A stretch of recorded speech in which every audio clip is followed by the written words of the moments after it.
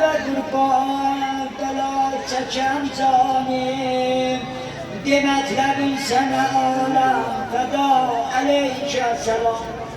Feda olun sana ey padişah-ı teşne ciger Ki öldürür beni gayret bu demde ey server Murakhas eylecilen ey imam edil hasta Cetürrem ibn Ziyad bu dem üzüm üste Terahümmet men ey vahiyem verim kardeş Garibi koyma beni darya verim kardeş Garibi ülkede düşman içi yanımda eyal Tüküp bir sene göz indi şaherim kardeş Kolumda kuvvet var yürekte tabim yok Gözüm yürekte ve Türkana ekberim kardeş Dime bu sözleri ey serveri diyar-ı Arap Ki korkuram eşide Fatıma kızı Zeynep Bu sözleriyle beni zar-ı biqarar etme Medine'de anam Ummul benini khar etme Murakkas et beni sen Nasır'ın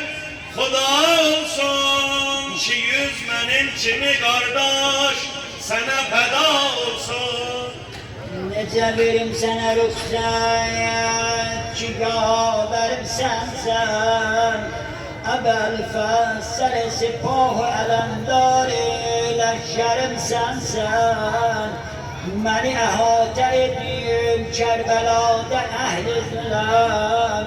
Umidi kimseye yok Birce yaverim sensen O yanda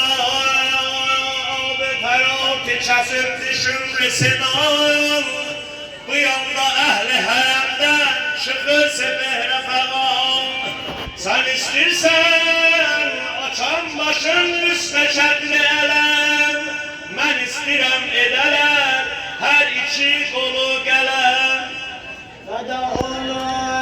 Feda oğullarıma Ey beraderim Abbas Bugünkü günde benim yar yaverim Abbas Seni şehit bu çölde Hüseyin nece görsün Sınar yekin beni her kimsenin ki kardeşinsin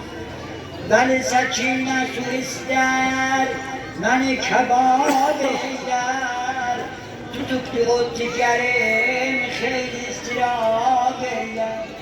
Ecel berat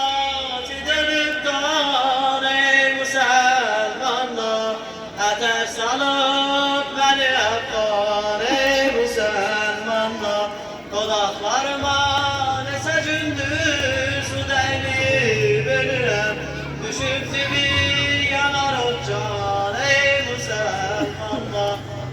Senin bu sözleri ve bir cevabı yok bende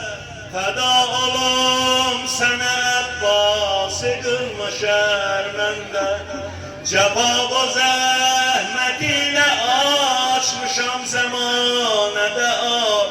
Binayı gayretimi eyleme bala berbat Feda olum sana ey gameti yegane beni Cereş öpem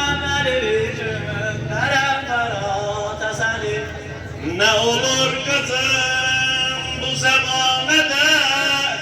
Emir şad edesen Beni helal kılıp Xeymiye rücu edesen Ne kurbanım